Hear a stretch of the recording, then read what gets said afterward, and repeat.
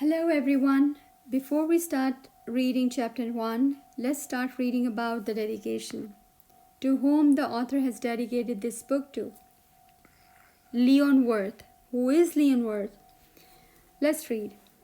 You can imagine whatever you're listening right now, and you can also look at the screen. I ask the indulgence of the children who may read this book for dedicating it to a grown-up. I have a serious reason.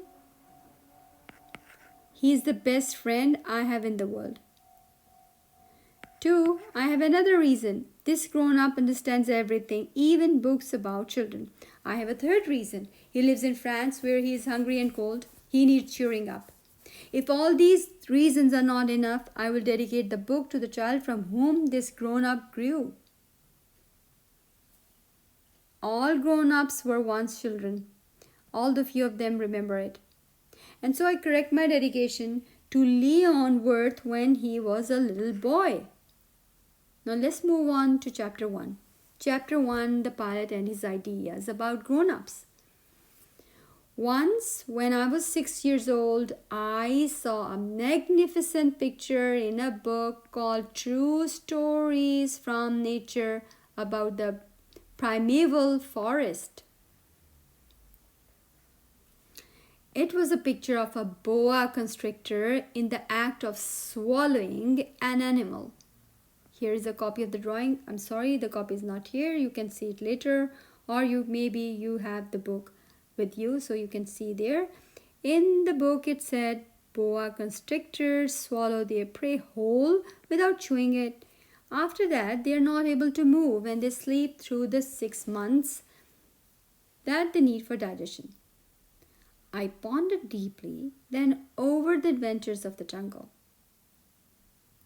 And after some work with a colored pencil, I succeeded in making my first drawing, my drawing number 1.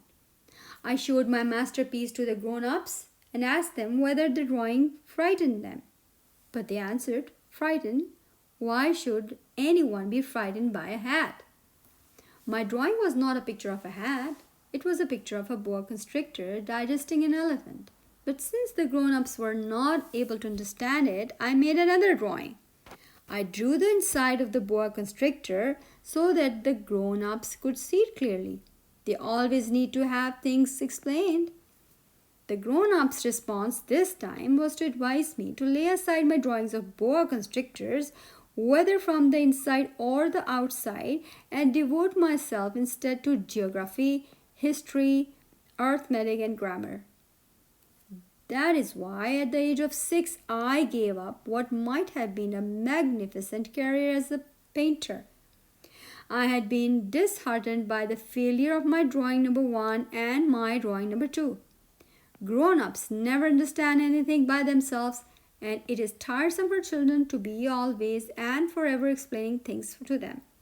So then I chose another profession and I learned to pilot airplanes.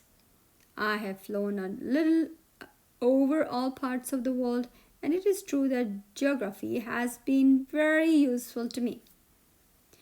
At a glance, I can distinguish China from Arizona. If one gets loose in the night, such knowledge is valuable. In the course of this life, I have had a great many encounters with a great many people who have been concerned with matters of consequence. I have lived a great deal among grown-ups. I have seen them intimately, close at hand, and that hasn't much improved my opinion of them. Whenever I met one of them who seemed to me at all clear-sighted, I tried to experiment of showing him my drawing number 1, which I have always kept. I would try to find out if this was a person of true understanding. But whoever it was, he or she would always say, "That is a hat." Then I would never talk to that person about boa constrictors or primeval forests or stars.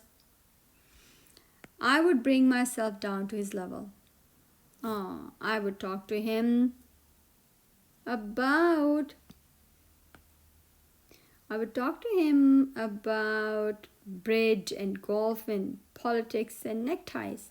And the grown-ups The grown up would be greatly pleased to have met such a sensible man. That's the end of chapter 1. Now, you can reflect on this. Try to see the world like a kid. Don't let your old ideas stop you from seeing the good and deep meaning in other people's simple ideas. Ta-da! That's the end of chapter 1.